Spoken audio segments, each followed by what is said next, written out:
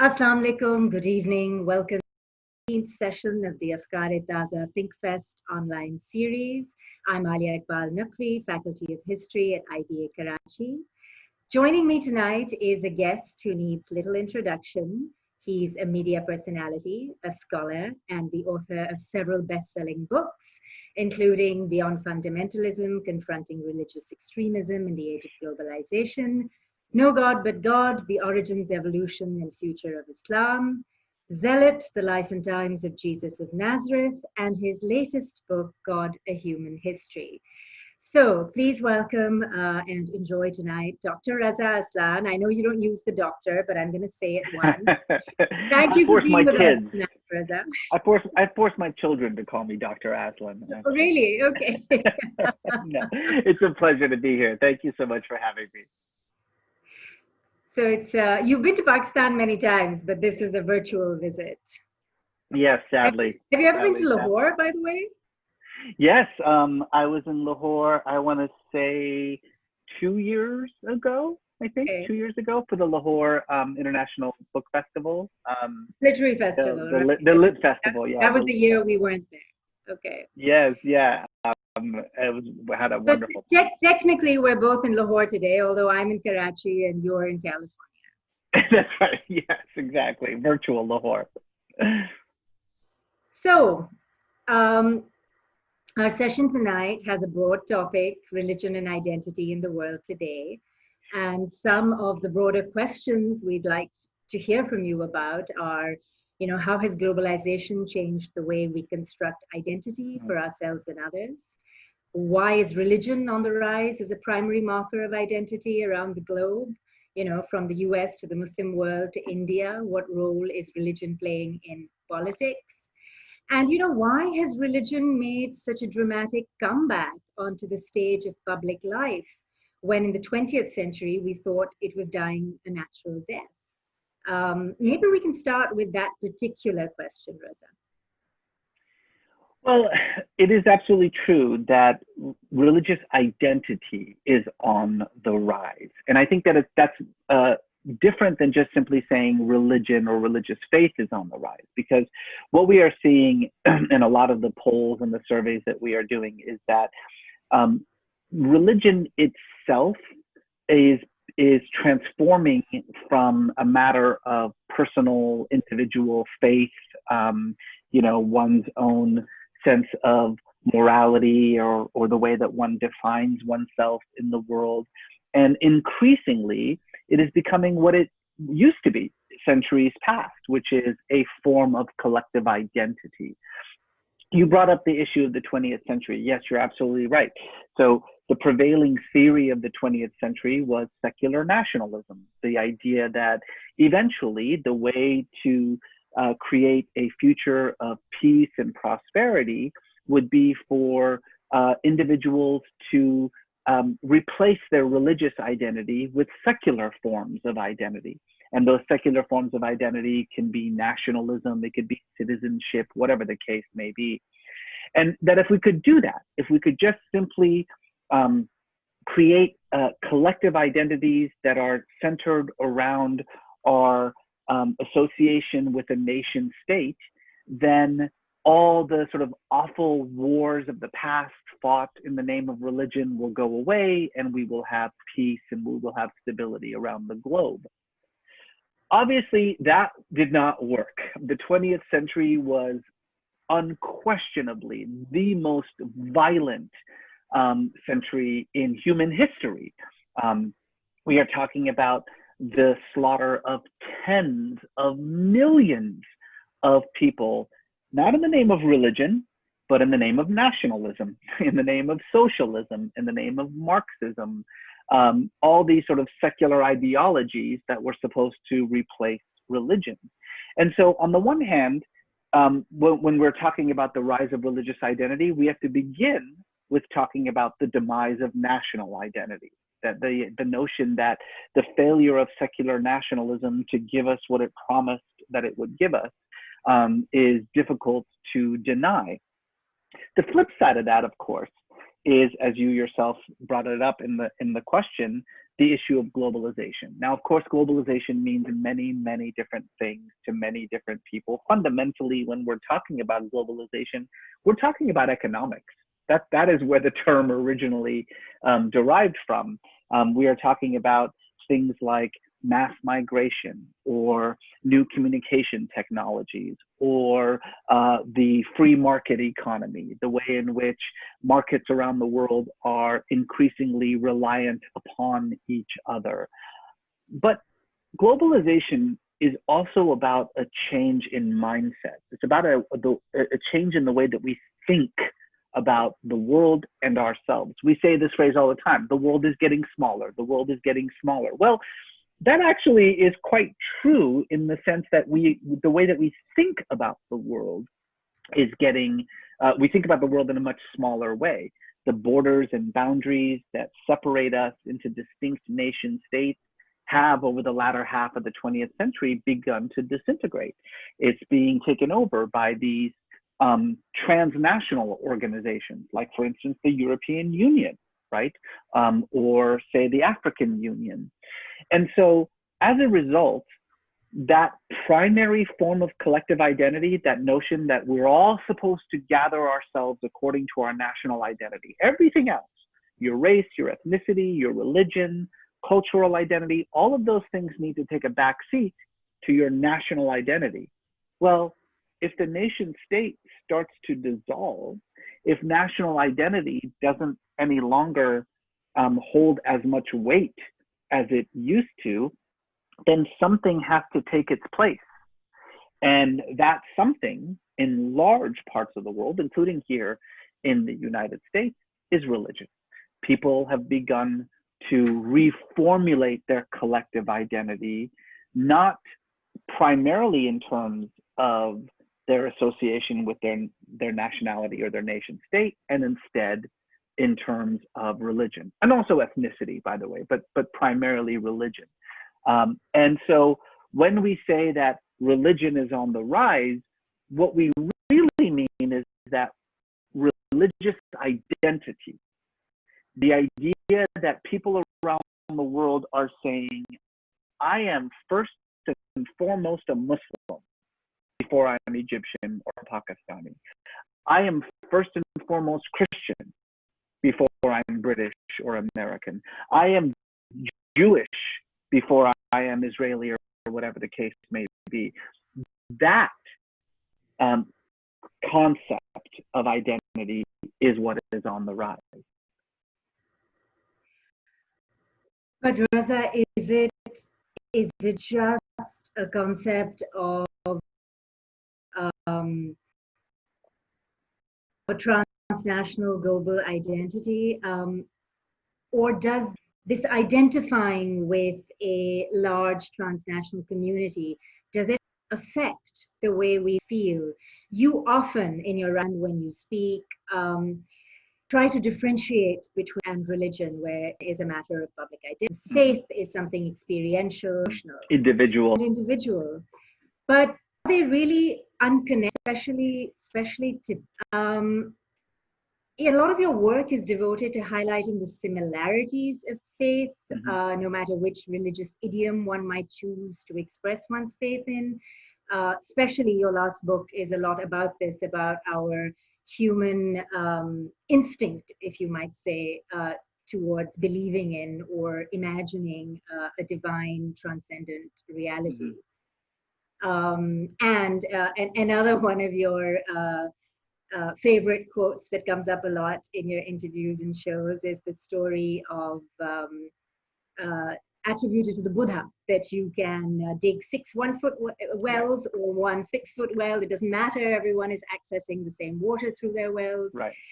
I mean, this is it's an ancient idea, right? We have the old parable of the elephant and the blind man, made famous again by Rumi, in which a bunch of blind people fight with each other about what an elephant looks like, each basing their view on the one tiny piece that they're able to feel.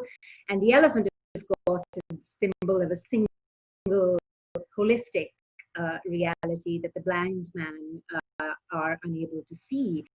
And they are symbolic of all human beings who are stuck in narrow worldviews. So it's not a new idea, and yet reality is one. It's just that today become particularly novel and weird and controversial to posit something like that, because faith itself is increasingly being defined in terms of religious identity. And while you and I might be on the same page and be able to exchange a story of Buddha and the Wells or Rumi and the elephant, how can you or I engage in any meaningful exchange with people of strong faith who believe with great emotional depth that only their way is the right way, right? It's an exclusive, identitarian, and yet faith-filled worldview. Yeah, those are really, really excellent points. I guess I'll begin, first of all, by saying that it's not that faith and religion are distinct and separate. They are different things. As you rightly say, faith is individualistic. It is inherent to the human condition, as I write about in the book God. It's part of who we are. It's part of our human identity. It's embedded in our cognitive processes. And indeed, as the archaeological evidence, I think, unambiguously shows, what we call faith, that impulse towards religious belief, predates our species, Homo sapiens, by hundreds of thousands of years. So it's an endemic part of what it means to be human. What religion offers more than anything else is a means of expressing that faith. I often refer to religion as a language that we use to communicate faith to each other. And like any language, of course, it requires someone who understands the symbols, the metaphors that you are using. And so in a sense, that creates a kind of two fundamental trends that are in a way intersecting with each other. The first trend, of course, as you rightly say, is that people who have essentially replaced faith with religion, people for whom their very faith is in their religion, right? Not in what the religion speaks about, but the religion itself. The religion becomes the end, in and of itself. And that's where you get, these very unfortunate and often tragic conflicts between schisms and sects within a single faith, whether it's Sunni and Shia or Catholic and Protestant, or even within the United States, the hundreds of different Protestant sects, who, despite the fact that they may have everything in common with each other, except one worships on Friday and one worships on Sunday, nevertheless see each other as absolutely opposed to one another. Because again, the faith that they are using their religion to communicate is not what's important. It's the religion itself, and that creates these conflicts. That's what we were talking about when we were saying religious identity, the idea that your very sense of self is wrapped up in your particular religious community, no matter how small that sect or that community may be.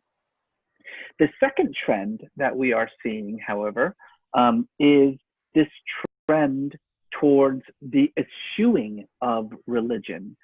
Oftentimes in the United States, we refer to this as affiliated. These are people who, still value spirituality, still have a deep, meaningful faith, but for various reasons, primarily probably because they are sickened by the way that religion is used to promote either politics or issues that have very little to do with religion itself, have decided to forego religious identity altogether. And we refer to them, because we don't know how else to refer to them, as non-affiliated or the nons. The nons is particularly in Europe, in North America, is a very fast growing segment of society. But it is a segment of society that one still sees throughout the world, in Pakistan, all across South Asia, across Central Europe, and even in large parts of North and Central Africa. And so, again, as you can see, we have these two different trends that are sort of intersecting with each other. The trend of saying religion and religious identity is the only thing that matters, and the trend that says we are deliberately and actively going to throw off religious identity, but not faith. We're still going to believe, we're still going to have a longing for some kind of spiritual connection, but we will simply not use any of the languages that are available to us any longer. And so, in a sense, this goes back, you brought up the famous parable of the elephant. It reminds me, of course, of another Rumi parable, which is the parable of the travelers and the grapes. And for those who are unfamiliar with that parable, there are four travelers. One is Persian, one's Arab, one's Greek, and one is, I don't know, like Turkish. Turkish, yeah, Turkish, exactly. And they all have one coin amongst them, and they all say what they want to spend that coin on, and they all say four completely different things, and they start arguing with each other about what they want to spend the coin in. And then an interpreter shows up, somebody who speaks all of their languages, and that interpreter says, "Give me the coin, I will settle this." And he goes off and he comes back with some grapes. And it turns out that what all four of them wanted was grapes. It's just that they were using different languages to express what that is. And so, in a sense, to your question about how do we get across, how do we communicate with those for whom their religious identity is all that matters? Well, you do it in the same way that the interpreter did it. You learn their language, you learn their religion. This is why religious literacy is so important and so lacking around the world. It requires, if your goal is truly to speak to someone and to get them to understand you, someone whose religious identity is really anathema to yours, you are not going to be able to do that unless you speak their language. Again, really take the metaphor to its full conclusion. If you spoke French and you had a friend who only spoke German, the only way you're ever going to communicate to that friend is to learn German. I mean, that's obvious, right? Well, if you are Sunni and you have a friend who's Shia, the only way you're ever going to communicate with that person is to learn about Shiism. If you're Christian and you have a friend who's Jewish, the only way you're going to communicate is to learn about Judaism. Religious literacy, learning about religion, is the key to drawing those kinds of connections and truly creating, I think, greater communication between these different religious factions. I think that's true, but it's a really important point that you raised, because when we speak of religious literacy, let's talk about the Muslim world for a moment in particular. What has happened is that very serious believing, practicing, identifying Muslims actually have no religious literacy, because the institutions for the transmission of knowledge that were organic and had grown organically through Islamic history in the Muslim world were very systematically dismantled by colonial machinery. And so today one is left with really simplistic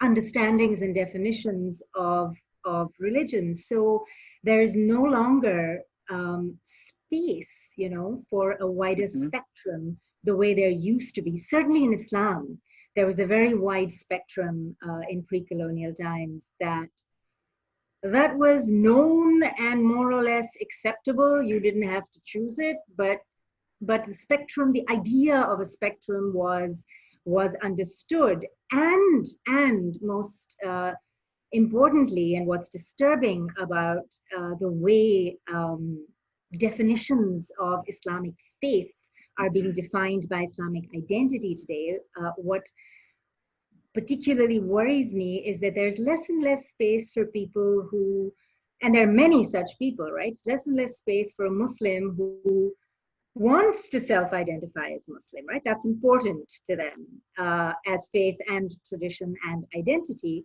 And yet there are so many questions on which, one might have doubts, certainly if one is honest. And one might be, as the poets in both Persian and Urdu say, Parishan alam or parishan hal, confused and scattered and seeking and questioning and doubting. The space for that has gone. Like you can't be a bona fide Muslim anymore if you have questions or doubts. It's funny because it seems like the theme of every one of my answers is two trends intersecting. So let me say, first of all, you are 100% correct in your analysis. There is no question that this division that has seized not just the Muslim world, but religions across the world, has enormous political and economic advantages to people who can control it and people who can exploit it. You brought up colonial powers. Unquestionably, that was the entire plan, was divide and conquer. That was how Britain maintained control over such a vast swath of territory, despite the fact that they are themselves an insignificant little island in the Atlantic Ocean. Divide and conquer has always been the most simple and effective way of controlling an unruly population. And more importantly, the divide and conquer is always about making sure that the minority rules over the majority. That's the important aspect of it too, right? So you take the minority group within a community and you make them in charge of the majority, and then you maintain control as much as possible until, of course, everything blows up in your face, which it eventually does. You're absolutely right about that. You're also right about the fact that that colonial mindset still exists in the post-colonial world, certainly in South Asia and Southeast Asia, unquestionably. I mean, generations of indigenous political leaders who learned a very valuable lesson from the British, from the colonialists, right? Which is, that's how you control a population. You actually feed the conflict, you feed the division as much as possible. You get them to fight each other, and then you are in control over the chaos. That said, we are in a completely different situation now. It is absolutely true that for much of the last century, a small handful of schools and organizations have maintained an absolute iron grip over the meaning and message of religion and faith, right? Certainly that's been true in Islam. An attempt to define in smaller and smaller terms what it means to be a Muslim, who can be a Muslim and who is not a Muslim. And so you're absolutely right that these questions of religious literacy, how do I learn about other religions? Or even, frankly, about my own religion. How do I learn more about the spectrum of my own religious tradition? Right? I say this all the time, but I'll just take a tangent for a moment to just repeat it. I've spent a lot of my career as a teacher of world religions, and I can say unambiguously that no matter what religion I am teaching, the students who are the adherents of that religion are my worst students. If I'm teaching a class in Islam, the Muslim students are the worst students. They don't know anything. If I'm teaching a class on Christianity, the Christian students are the worst students. It's always worked out that way. And I think, partly it's because of what we're talking about. It's this notion of religion as an identity. I don't really know anything about my religion except that it's right and it's who I am. If I have any questions, I rely on some authority, right? Some institution to tell me what to believe. That is true, and it's been true for a very, very long time, except that now we are in a completely new environment. The gatekeepers of religious information and knowledge just simply don't exist in the way that they used to anymore. We have now access to new information, new sources of knowledge, the ability to actually find out for ourselves any questions that one may have. Now, what that does is it puts the burden on the individual, obviously. And, I don't know about you guys, but I mean, I'm pretty lazy. I don't, it really takes a lot for me to actually go and find something out on my own. Much easier to just be told what is true and what is not true. But if you are someone who actually wants knowledge, you don't have any excuse anymore. Okay, maybe 20 years ago you could say, but where do I find this out? I'm in a community that I don't have any access to any of this information, and there's the mullah who tells me everything that I need to know, and my parents don't help. Okay, 20 years ago I would accept that excuse. There's no excuse. There is no excuse anymore. Now, in No God But God, I refer to this process as the Islamic Reformation. That's how I actually talk about it. And the reason I do that is because I want to emphasize the enormity of this historical moment, right? For 1400 years, the meaning and message of Islam has been absolutely monopolized by a self-ascribed group of authority figures who have said that they have the ability to say what Islam is and what it isn't. And really, for the first time in Islamic history, over the last 20 years or so, that monopoly has started to give way. People can now access their own information on their own. People can derive their own interpretations. They can read the Quran for themselves in their own language if they wanted to. If they don't like what their particular imam is saying, they can ask any other imam. They can literally go online and ask an imam. Islam, so much of Islam is about finding sources of emulation, right? People that you whose interpretation you rely. Well, for 1400 years, that person was whoever was the closest to you, right? Whatever the imam of your particular village had to say, that was the only access that you have. Okay, well now you can access any imam anywhere in the world. So the excuses are gone at this point, right? If you are someone who truly seeks religious literacy, whether it's about your own religion or about other people's religion, you don't have any excuse anymore. You can find this information out very easily. You just have to want to. You just have to try. I think I'm going to have to play devil's advocate to that. Okay. So, I mean, for most of Islamic history, we don't actually have anything resembling the hegemony of a Christian church, right, which tells you correct doctrine and correct practice. If anything, yes, of course, there are authority figures and they are revered, but there is a spectrum of authority figures. And they openly and publicly disagreed with each other or debated with each other. And this was okay. It's no longer okay, even though I have access to information because of new media and the internet, and I can find out anything I want to find out.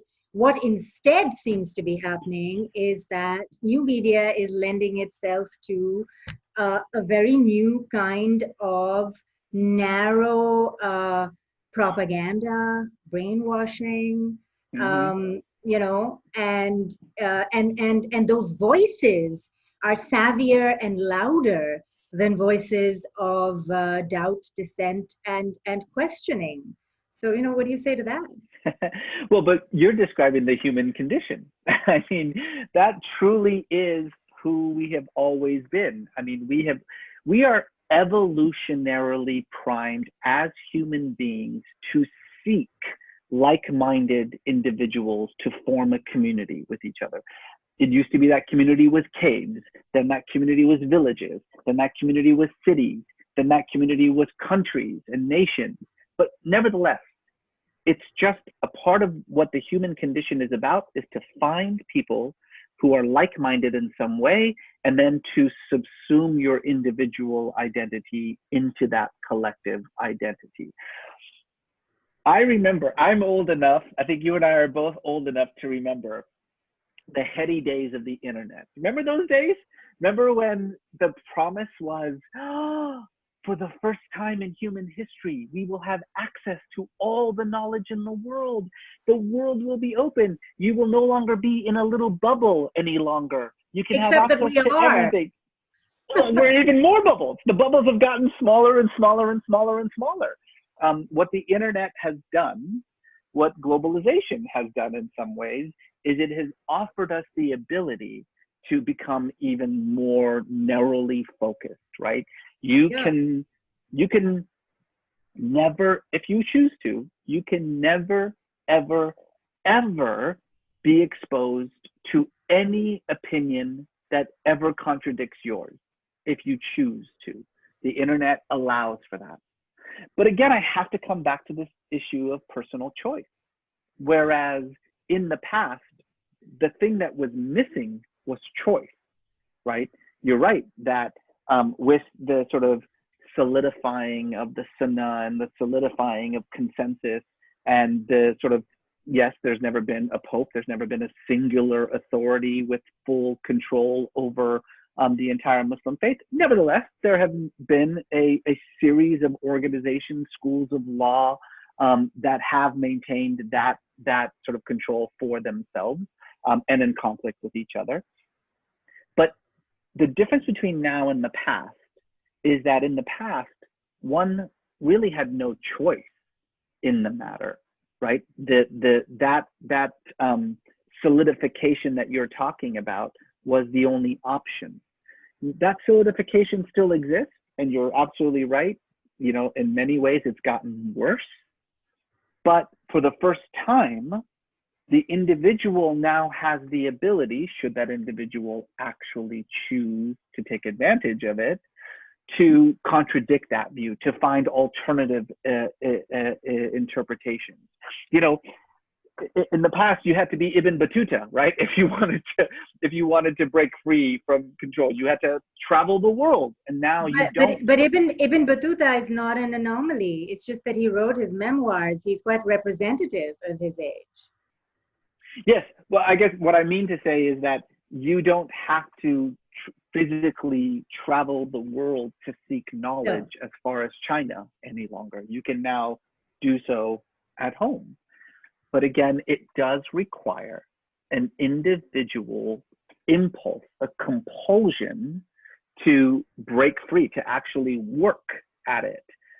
Otherwise, it's like anything else. It's about atrophy, right? You can just sit around in your tiny bubble, getting smaller and smaller and smaller, and refusing to seek any other ideas outside of that bubble. Or you can actually choose to break through that bubble. It's just that now, really, for the first time, we live in a generation that allows you to do that should you choose. I think it's become harder. I think the bubbles have become silos, and communal identity, particularly communal religious identity, is become so demanding of certain conformity that you always risk excommunication from the community, maybe not formally, but you know, this fear all the time of doing the wrong thing and not being acceptable part of the community anymore. So let me say, I think you're absolutely right. I just want to say you're absolutely right. In fact, that's where I began my conversation, is precisely on that point. The one thing that I will just simply also remind everyone else is that these two trends, right? The sort of radical individualism, you can interpret it for yourself, you have access for yourself, and this sort of greater, narrower solidifying of communal identity and in smaller and smaller parameters. Again, these two trends are very much related. That narrowing of communal identity, the solidification, the lack of any room for debate is a reaction to globalization. It's a reaction to opening up. I think one of my sort of oft repeated sayings is that fundamentalism in every form, regardless of how you're talking about it, religious, political, every form of fundamentalism is a reactionary phenomenon. It is reacting to something. And so if the greater solidification that you're talking about is a reactionary phenomenon, then let's talk about what it's reacting against. Maybe the thing that it's reacting against is the true trend. And this is just an attempt to hold on, to reverse that trend. And those attempts, as history has shown us, are always doomed to fail. Okay, so if we move the conversation to the current political arena and how religious rhetoric and the rhetoric of religious identity seems to be on the rise across the world, and we leave Islam aside for a moment, let's just look at a particular kind of Christian support for Trump in America. Let's look at the rise of Hindu nationalism in India. Mm-hmm. Modi is the guy who in 2005 was denied a visa to the US because of his involvement in the Muslim pogroms in Gujarat when he was a chief minister. And today he's best friends with America. And there's this Trump, yeah, really interesting nexus. One tends to think of Hinduism as Indian, but of course there's a huge Indian diaspora now, and a very vocal, powerful one in the US itself. So there's just, recent attempts by Modi to solidify his power and to continue to promote this agenda of an exclusive, religiously based nationalism have gone unchecked. Particularly I can't call it anything else, but the annexation of Kashmir, which for now always a problem, but till recently had a certain autonomous status because of its special history. There's no checks anymore. He knew the US would look the other way. And there's more and more, not just rhetoric of belonging to the Hindu nation and India just being for the Hindu nation. It's really it's a reality. It's what people believe. And the flip side, of course, is that these new simplistic, concretized religious identities are really formed in contrast to another, right? They're all about otherization. And both in the case of Christian America, or at least evangelical America, and Hindu nationalist India, that other is Muslim. That's right. Yeah, the quintessential other, as I like to refer to it. This is very much a part of what we were just talking about, the notion of fundamentalism as a reactionary phenomenon. What is happening with the BJP in India and the rise of Hindutva is a perfect encapsulation of this process. Remember, at partition, the idea was we're going to define India and Pakistan on religious terms, communal terms. But as anybody who's thought about it for more than a minute will recognize, is that those are not black and white categories, right? There's no, first of all, I can say this kind of confidently as a scholar of religions, there's no such thing as Hinduism. There is no such thing as Hinduism. That is a made up word by British people who showed up, saw a panoply, an absolute cornucopia of religious ceremonies and identities and worships, and it all kind of looked familiar. It all kind of looked the same. So they said, it's all the same. We're going to call it Hinduism. It's not all the same. And to me, the most grotesque part of the BJP agenda is its absolute surrender to the colonial idea of what Indian religion is about. Here you have these British colonialists say, oh, there's just this thing called Hinduism and it's all the same. And now you have these Hindus, these Hindu right-wing Hindu activists who have adopted that policy and who have said, yes, it's all the same and it should be the religion of the state.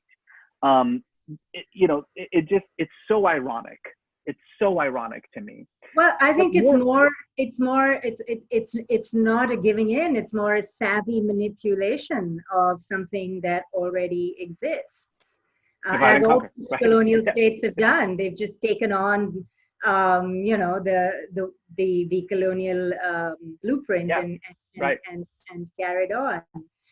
Since we opened the conversation to Hindu nationalism, there were lots of questions actually about your episode in The Believer on the Aghoris. And so let's start with forgive me, by quoting you to yourself. So in an interview about The Believer, you said, "For me, I've always wanted to be the person who helps people understand those who may not share their views or their ideas or their skin color or their religion. I want to be the interpreter of religion for people, the one who helps you break through the external shell of a particular religion to show you how familiar and similar it is to your own belief." So if that's the agenda behind the show, and you have received this question and critique a lot, why choose exotic, sensational, even repellent religious sects like the Aghoris? And just bear with me a moment. I thought it was really interesting that for that particular episode, you received a great deal of criticism, not just from Indians, but in particular from Indian Americans. You know, there's a fairly well-known quote from one of the founders of the Hindu American Foundation, Naseem Shukla, who condemned the show as religious porn, and many others that were just mainly, there was strenuous protests that the bizarre face of the Aghori does not represent most Hinduism. Now, part of me wants to say that they are correct. As you said earlier, a few hundred years ago, before colonial modernity rejigged the way that we think, neither you nor the ancestors of Mr. Shukla nor the Aghoris would have thought in terms of a monolithic category of peoples and beliefs labeled Hinduism. But we're kind of stuck now with these monolithic global categories that were created in the colonial age. They bear a single religious label, and this business of there being a single religious label to these artificial monolithic communities, I mean, it's the same is true of Islam, but Hinduism more so, creates these issues of identity and who's right. So, you know, Mr. Shukla and an Aghori guru probably don't want anything to do with each other, but they're both stuck within this supra label of being Hindu. You know, they're trapped in a kind of competition of who really gets to call himself a proper Hindu. And I mean, in the case of Hinduism, the recentness and artificiality of the single label is very obvious. It's a little less obvious when we think about Islam, and yet the same thing happened. I mean, yes, there was always an identity label Muslim, there was always the concept of a single ummah, but within the ummah and within the world of Muslims, you know, the acceptable possibilities of spiritual expression were much wider and more open-ended. And it was possible to identify as Muslim and be accepted as Muslim without necessarily conforming to some narrow definition of what it meant to be a proper Muslim. So the problem with these monolithic religious categories is that once the category is created, it becomes circumscribed and identified by a simplistic, concrete definition. And then you're stuck with that definition. You're either against it or for it. Well, you said a lot of very smart things there, so I'll just try to respond as much of it as I possibly can. I always found that the controversy over the Aghori episode hilarious for a number of reasons, not least of which I repeatedly say in the episode that the Aghori don't call themselves Hindu. They don't think of themselves as Hindu, and that any mainstream Hindu person in India would also say the Aghori are not Hindu. over and over again. I actually interview Hindus, including a Brahmin, who says this is not Hinduism. So the idea that the Aghori were meant to represent Hinduism is just a lie. It's a lie that is used for reasons which I will describe in a moment. It is also important to understand that there wasn't a Hindu backlash in the United States. There was a right-wing Hindu backlash in the United States. It was very carefully coordinated with the BJP and the Modi lovers. Yeah, you need to understand one thing that people need to understand about Hinduism in the United States, and this is just a fundamental fact, is that it is being taken over by the Modi-loving BJP Hindutva people. But why? Well, this might help out. I've actually never revealed this publicly before, but I figure I might as well reveal it now. Why not? Let's talk about the Hindu American Federation for a moment, shall we? What has never ever been said publicly before is that long before that Aghori episode was aired, I showed it to the Hindu American Federation. I met with the Hindu American Federation. I spoke to them for weeks. I showed them the episode. I showed them the other material that I had videoed. I created a whole bunch of videos. In fact, one very popular set of videos just called "What is Hinduism?" to explain that this is Hinduism and this is this extreme sect of Hinduism. And to your question of why the extreme sect, that was the whole point. The point was to show you something that looks so scary, so foreign, so exotic that your immediate response is, this has nothing to do with me at all. And then by the end to realize, oh, well, I guess it's not that scary. I guess it's not that foreign. I guess it's not that exotic. And actually, maybe it does have something to do with me. That's why I always chose the most exotic versions of it. The Hindu American Federation, and I have the emails that I have kept to prove it, loved the episode. They were enormously praising towards the episode. I have actual emails from them saying there are things in the episode that they disagree with and things that they wish, I would have done differently, but they accepted the beautiful message of the episode, particularly in the fact that as we get away from the more extreme forms of agorism and we start talking about how agorism has infiltrated the middle class in India and how fundamentally what it really is defined against is anti-caste. That was a big thing. The biggest issue that the right-wing Hindus had was that I brought up caste, because according to them, it doesn't exist anymore. Caste is illegal in India, so therefore it doesn't exist anymore. Really? Really? That was honestly the biggest crime that I committed, was because I actually said there is casteism in India and it still exists. The Hindu American Federation gave me its blessing. I wouldn't have done it without them. I wanted to make sure that they saw it and they appreciated it. Again, they said they had some problems with it, but I have the emails to show you the beautiful language that they used in describing it. So then what happened? Why did they go nuts? Then the episode aired and all of their right-wing funders began complaining.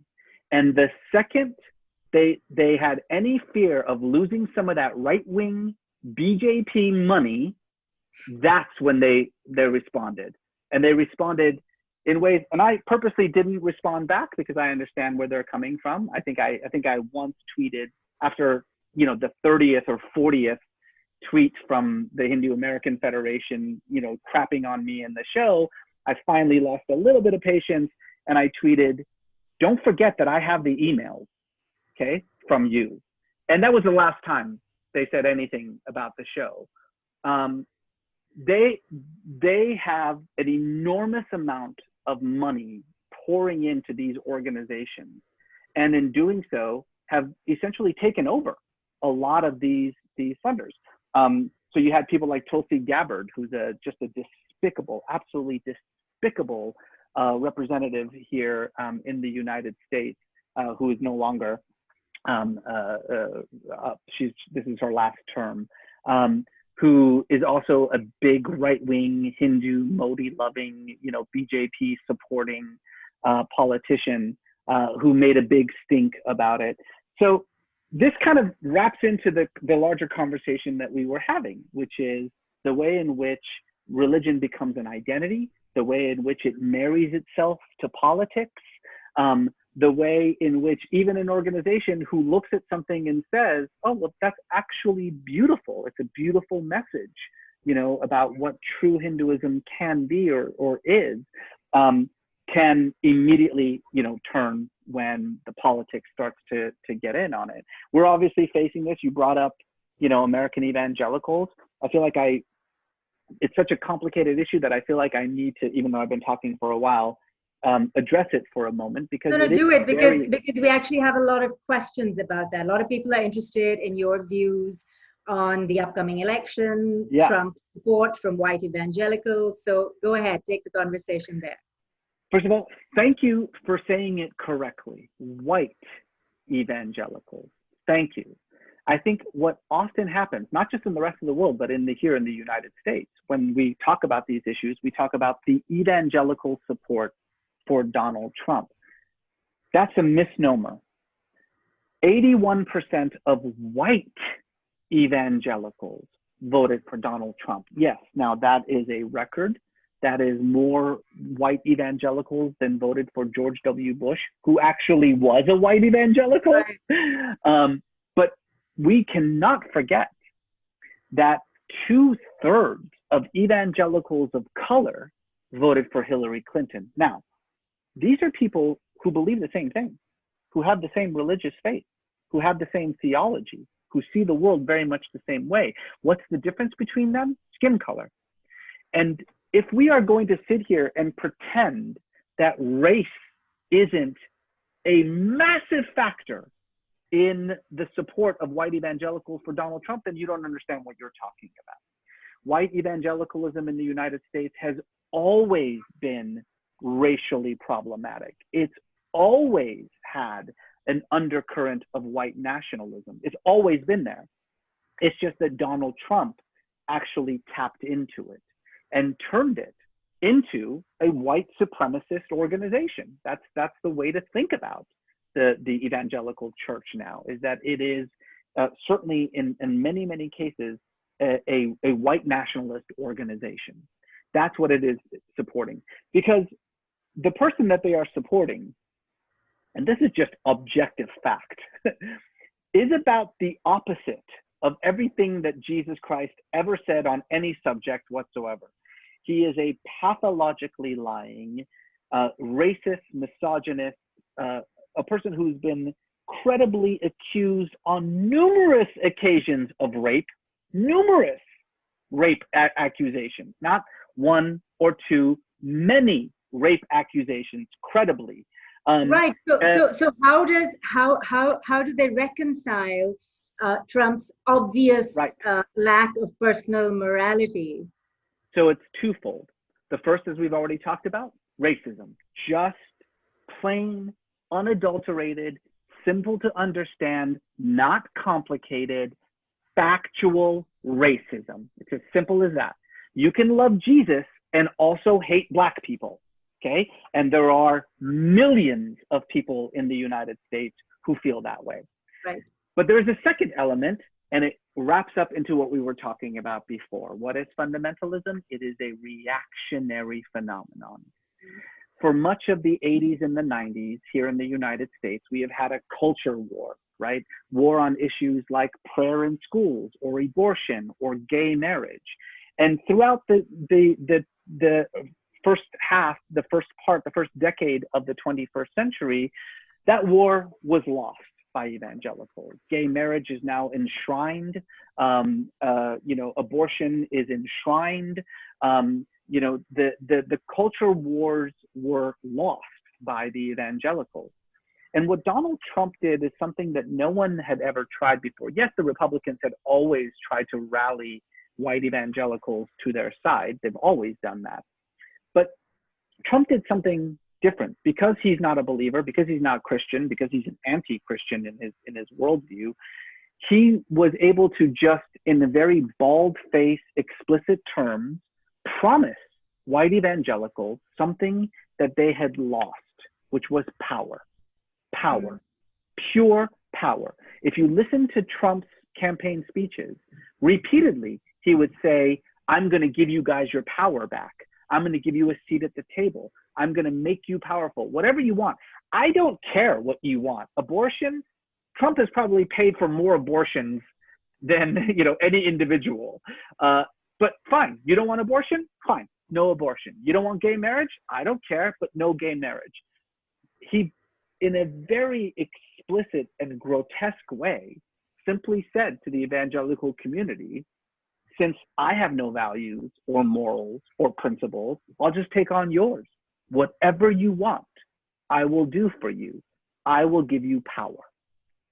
And for white evangelicals, that was enough to just ignore the fact that this is the living embodiment of everything Jesus ever preached against, that this irreligious, grotesque, lecherous man, it has nothing in common with anything that Jesus ever preached.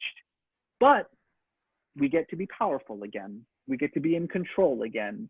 We get to fight the culture wars that we lost again. That and racism, that is how you explain the overwhelming support of white evangelicals to this day for Donald Trump. I'm going to go to the few questions we actually have from audience members with a little comment where sometimes it just seems to me that fundamentalism or a fundamentalist way of thinking is actually, it's just a part of modernity, right? So when atheist, rationalist philosopher Sam Harris says to you, either the Bible is just an ordinary book written by mortals or it is not. That's really like simplistic and fundamentalist. Right. So it's a way of thinking. It's the scientistic way of thinking that has affected both religious people and non-religious people, right? And as I have had this theme throughout the conversation, which I'll come back to, there's just less and less room for complication and living with contradiction. For something that you have often talked about, actually, there's less and less room for expressing a spiritual imagination. I mean, like the whole idea of the imagination as part of an important part of the human faculty, it's just gone, and it's not supposed to be there in religion. Religion is meant to be straightforward and definable and legal, and that's it. You said it just perfectly. Fundamentalism is a modern phenomenon. I mean, I think people think that, oh, because it's somewhat regressive in the way that it sees the world, that it's anti-modern, or that it actually is something that it associates itself all the way to the past. No, fundamentalism is a very new idea. It's the necessary consequence of modernity. Right. And it has to do with the way in which modernity changed our very conception of truth. What the scientific revolution said is that which is true is that which can be factually verified. And that's certainly true when it comes to science. It's not true unless it can be factually verified. But what happened is that definition of truth has now infiltrated every aspect of our lives, especially religion. So fundamentalism, a fundamentalist is someone who says, my truth is fact. Yeah, exactly. Right? That there is no room for any alternative truth because my truth is fact. And that's why you're absolutely right. Sam Harris, who calls himself an atheist, is one of the biggest fundamentalists I have ever encountered. I mean, this is a man who comes from a place of utter certainty with no conception that there could be alternative ways of of defining, an experience except for his. This question, either the Bible is man-made or it's not. Well, that's exactly what, a fundamentalist would say. Exactly. Right? Either God wrote the Bible or it's not. Really? How about it's a divinely inspired text written by thousands of different hands over thousands of years that expresses the human condition and the longing for the divine, that it's contextually important, that it changes, its meaning changes, depending on who reads it and depending the era in which we read. None of that matters. It's either yes or no, black, white, truth, false. That's fundamentalism. And that concept is a very new ideology. You're absolutely right. This is something that I think, if I can express anything else in this conversation, it's this notion that those people who ascribe to that kind of utter certainty, especially scriptural certainty, are not linking themselves to the past. On the contrary, they are just simply a product of the modern present. All right, so that's a conversation that could go on for a long time. Yeah. Let me take the first question. Can the new UAE-Israel relations actually be worked towards better Muslim-Jewish relations? No. Okay. Why not? No. First of all, let's slow your roll, as we say in the United States, before you start talking about the UAE-Israel deal. It's not much of a deal. The normalization of relations is literally the minimum action that these two countries could possibly take. And by the way, they've already had economic relationships with each other. They've already been involved in politics in Yemen, in Iran, certainly in Iraq. They have been on the same side, UAE and the Israeli government, on many, many occasions. So this is not a thing to celebrate only insofar as that is it a positive step? Sure, it's a positive step. Does it mean anything for the two-state solution? No. Does it mean anything at all for the lives of Palestinians? No, nothing at all. In fact, honestly, I would say something quite radical, which is that this is worse than annexation, because the idea of Israel's annexation of Palestinian territories is already a reality. It's nonsense that we sit around here pretending that there's still a two-state solution, that there's still something called an independent Palestine. There's no independent Palestine. That's absurd. The annexation at least would force us to stop pretending. We no longer keep pretending that, we can continue to negotiate between Israelis and Palestinians. There's no negotiation going on here. As I've said repeatedly in the past, you cannot negotiate over how to split a pizza when one side is eating the pizza. That's that. All right. Okay, there's some related questions, so I'm going to read them out together and you can address them. So one question: how differently is religion being politicized around the world? Is it working the same way in Muslim countries, Christian and Hindu, or are there critical differences in how this is taking shape? And then there's a related question specifically about Turkey. So Erdogan is now using both nationalism and religion to buttress his rule. What do you think of that, especially the recent reconversion of the Hagia Sophia and Kora museums into mosques? The Erdogan situation, I think, is a very good example of what is happening with regard to the politicization of religion. Erdogan, of course, came into power tapping into the rising middle class in Turkey in an attempt to create a kind of softer form of Islamism, the kind of religious intrusion into politics that you see, for instance, here in the United States, right, where religion and politics are very much one and the same. You know, it's unfathomable that, even again, somebody who is practically an antichrist character like Donald Trump has to pretend to be religious, has to pretend. I love the Bible. Remember that? Remember, he's like, I love the Bible. It's my favorite book. And then they said, what's your favorite verse? Oh, I don't want to get into that. All what's of your them. favorite book? All of them. I like all of them. Even that imbecile has to pretend, right, in the United States. And I think what Erdogan sort of brilliantly did is that he recognized that what you have is a rising middle class that is maintaining its Islamic identity and yet looking for modernization, looking for an opening, and is also being throttled by the sort of extreme secularism that existed in Turkey before the rise of the AK party over there. Nevertheless, this is a perfect example.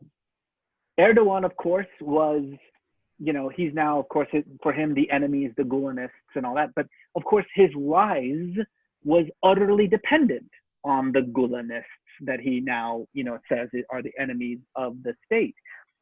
What happened?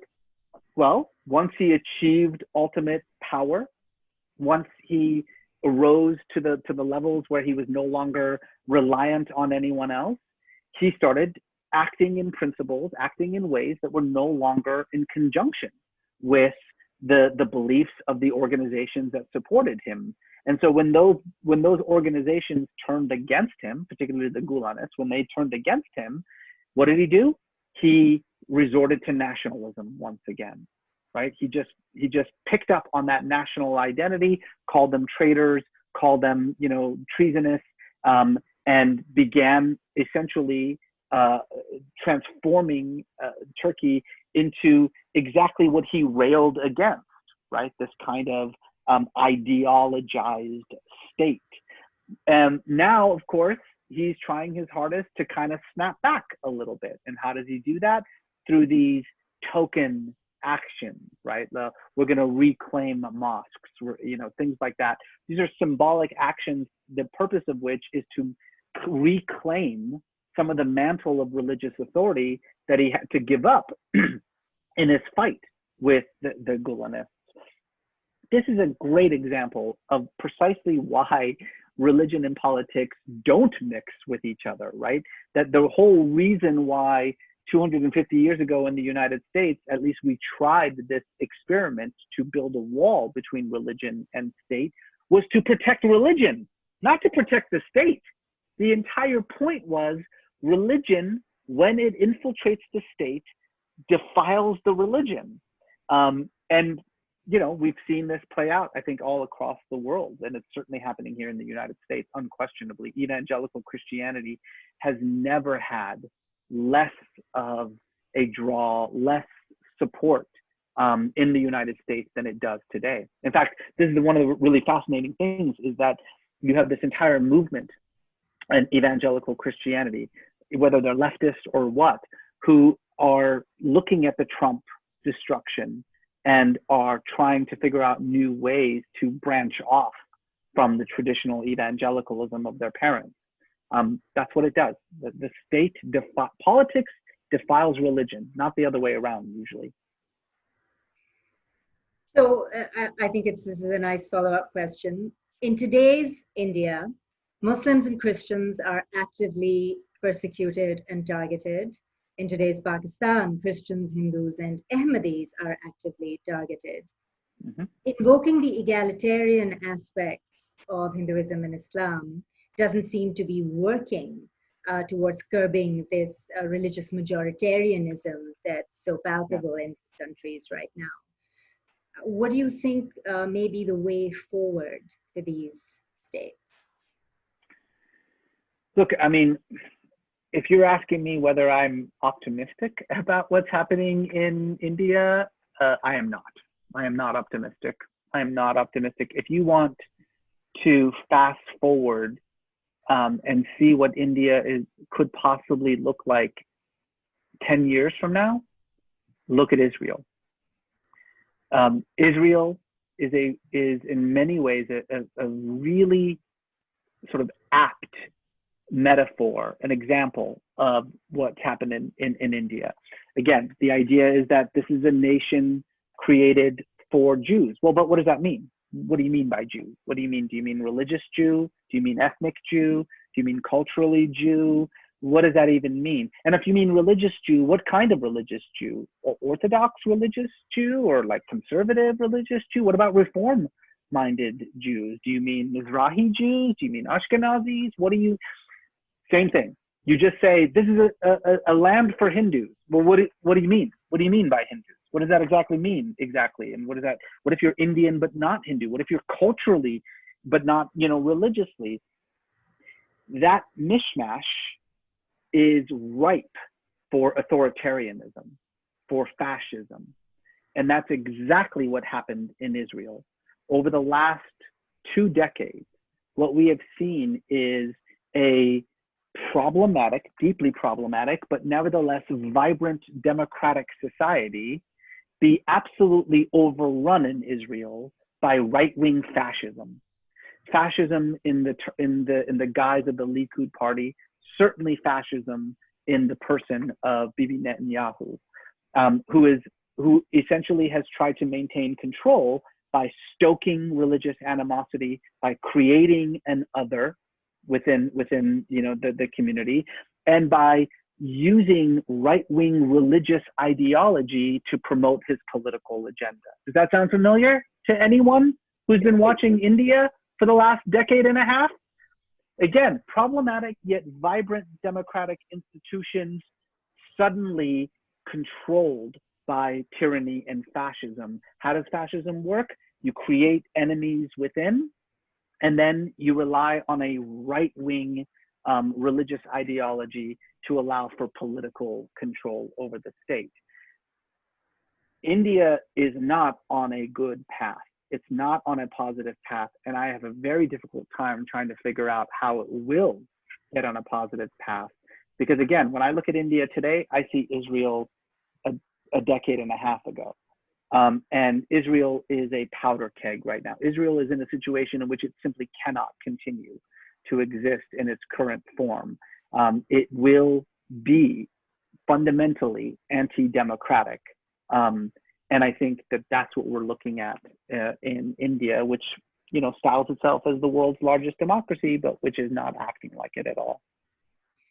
I'm sorry. I wish I had something. I wish I was more positive. I wish I was more optimistic. It's terrifying, right? But it's also terrifying, and we should be terrified. But it's also kind of the natural, or not natural, but certainly organic to the logic of democracy. This was one of the concerns when India was being decolonized in 1947, that there would be a majoritarian logic to free elections in India, and that's exactly what happened. Except that Pakistan, by separating, created itself in the same image by establishing another religious majoritarian state. Right. Anyway, I'm going to go to the next question. Okay, this is broad and takes us into another country, which actually I also wanted to ask you about. Is political Islam changing? Who are the leading thinkers of political Islam today? What is their influence and effect?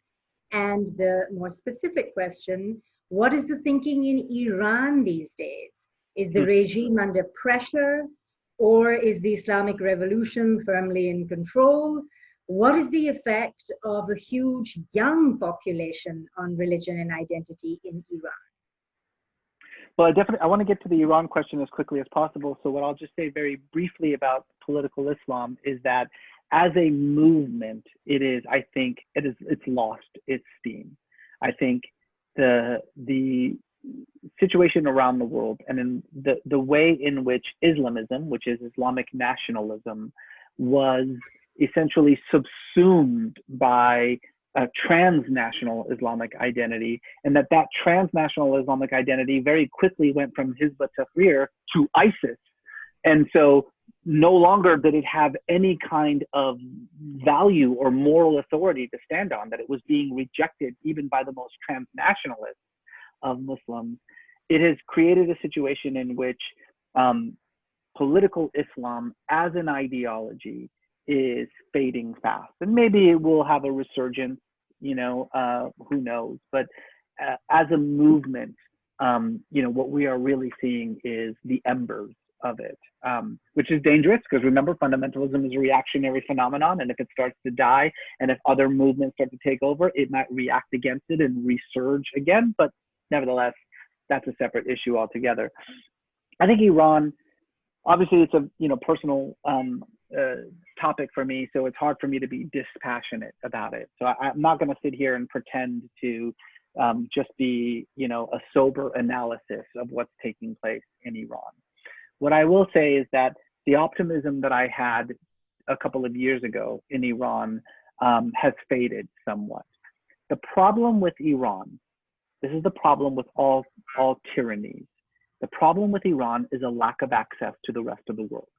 A tyrant stays in power by cutting off his population from the rest of the world. If your very survival is dependent on the tyrant, then what are you going to do?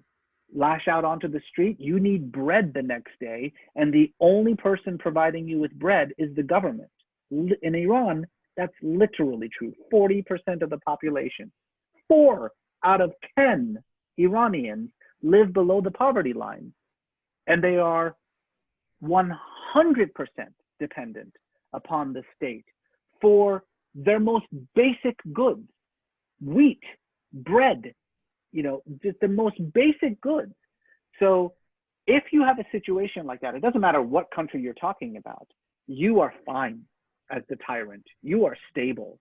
Yes, maybe some young liberals with their high-minded ideas might come out onto the streets every once in a while, but it will never, ever become a full-scale countrywide uprising because 4 out of 10 of your population will die without you. The only way to change a situation like that is to stop isolating it. We have done the tyrant's job for him in Iran. We, the United States and much of the rest of the world, has actually facilitated the entrenchment of the mullahs in the government in Iran, because the more we cut off Iran from the rest of the world, the more we make it impossible for it to take part in the free market economy, the more we force it out of the WTO, the more we don't allow it to engage in international trade and relations that are interdependent. That's the wonderful thing about the international market, is that you come into an agreement with a foreign country and you have to do certain things to maintain that agreement. But if there is no agreement, if there is no connection to the rest of the world, then you are absolutely reliant on the government and nothing else. The entire point of the P5+1 deal, the so-called Iran nuclear deal, the entire point of that wasn't just to stop Iran from developing nuclear weapons, although it did do that. The point of it was to open Iran up to the rest of the world. That's why we removed sanctions. That's why we returned Iranian assets.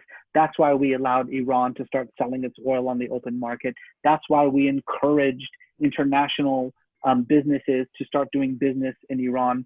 The point was to open it up, because if you open it up, then you allow for access to the rest of the world, and 2 things happen.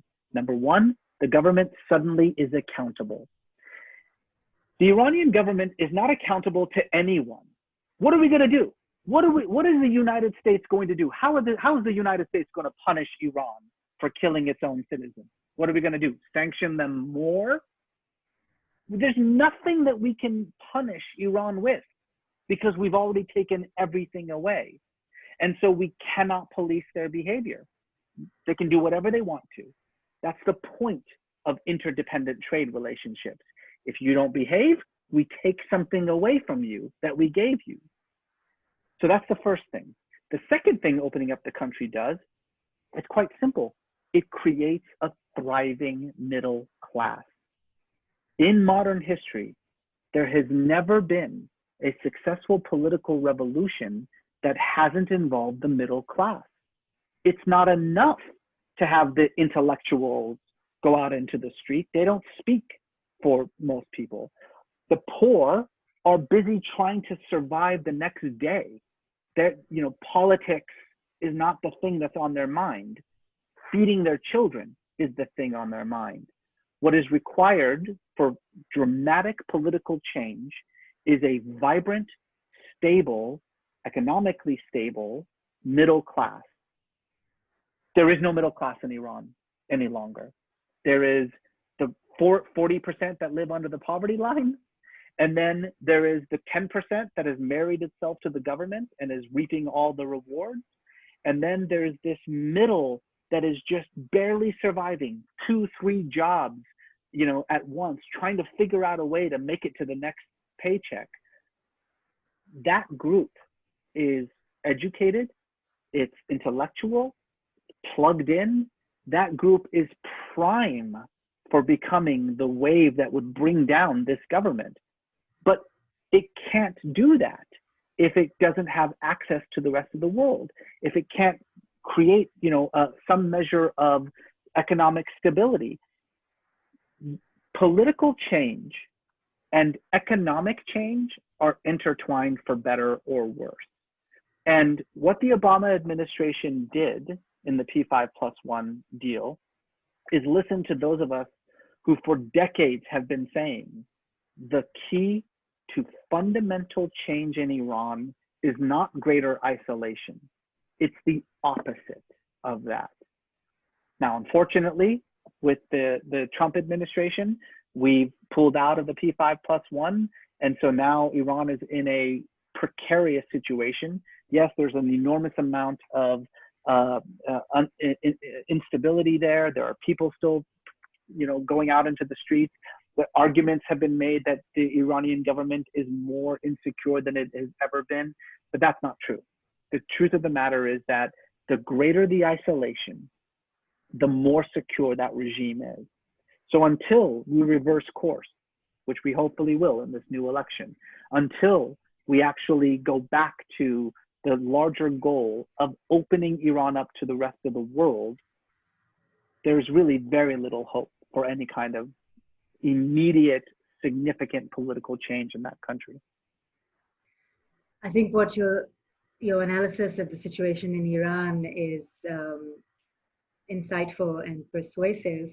But if I pick up the two general points that you made, that it's easier for an authoritarian regime to maintain power if a country is isolated and not open to the world, that was one point. And the other point was the importance of a middle class for any real social or political revolution. Mm-hmm. But if we look at India, the opposite happened. Right? India got its fame as the largest democracy in the world when it was closed to the rest of the world, when it had this protectionist economy under the secular Congress party. And it is now that they have opened up to the world and become part of the capitalist system that they have an authoritarian regime. Mm-hmm. Secondly, a large part of the BJP's support comes from an upwardly mobile Hindu middle class mm-hmm. that responds to the call for Hindu nationalism. So it's almost exactly the opposite. Sort of. The one big difference that I would say is that India had a democratic system, and yes, it was isolated, but the democratic system allowed for political participation inside. What happened, of course, was that the Congress Party, which, I mean, who's going to deny the fact that it's a, you know, absolutely corrupt political organization full of nepotism and you know, unchecked corruption. What the situation there was is that you're promising the individual a voice in the government. That individual is taking advantage of that voice, voting, taking part in politics, and then seeing no benefit of it whatsoever, just seeing that benefit accrue within a small nepotistic political organization.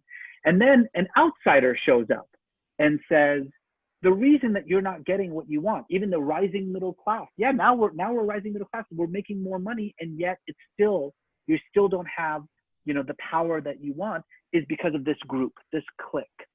And I mean, he's right. This is like, that's the problem, right? Is that he's got a point. I mean, this is a massively corrupt political organization that was in desperate need of a crushing defeat so that it could finally figure out who it actually was, and it got it. The problem, of course, is that the person making that argument, you know, had very clear, unambiguous fascistic agendas, and has managed to tap into that otherization precisely to maintain that sense of control over the group. It's quite different when you have no voice in the government. Voting is irrelevant. It means nothing at all. Political parties don't actually exist. Everything is in control of a single, you know, individual or a group of individuals who control everything. The only way to open that situation is to open up the country and give that population the means to actually take its own political future in its own hands. All right, I think we've tired you enough, but there's one last question, which I think is a fun one to wrap up with.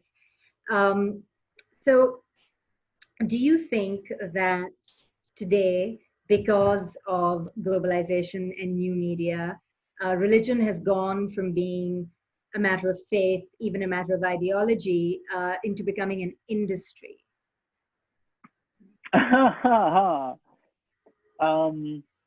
Well, I mean, part of me, I have to say, is it's kind of always been an industry. It's always been a financial enterprise, right? Religion, control has always had, you know, an economy behind it. What I will say, though, is that when I look at some of the new religions that are rising and that are really starting to become sort of global movements, what I have noticed is that they all very clearly function as corporations now, right? And I'm referring to, for instance, the Mormon Church or the Church of Scientology. Yes, these are two American religious movements, but they represent the Gulenist movement in Turkey is another example of it. These are functioning more and more like multinational corporations. You know, they have a board, they have, you know, financial stakes across the world. And so, you know, I guess maybe that is the thing in the, you know, when we talk about Islam, when we talk about Christianity, when we talk about Buddhism, when we talk about Hinduism and all of its varieties, these were imperial religions, right? They were religions that married themselves to empires. There is no more empire anymore, but now the new empire is the multinational corporation. So maybe it does make sense that, you know, the future of religion is the corporatization of religion. All right. Thank you so much, Reza. That was a really fun conversation. I hope our viewers enjoyed it as much as I did. And we hope to see lots more of you in Pakistan and at Pakistani forums. Thank you very much. Lovely to see you guys. Take care.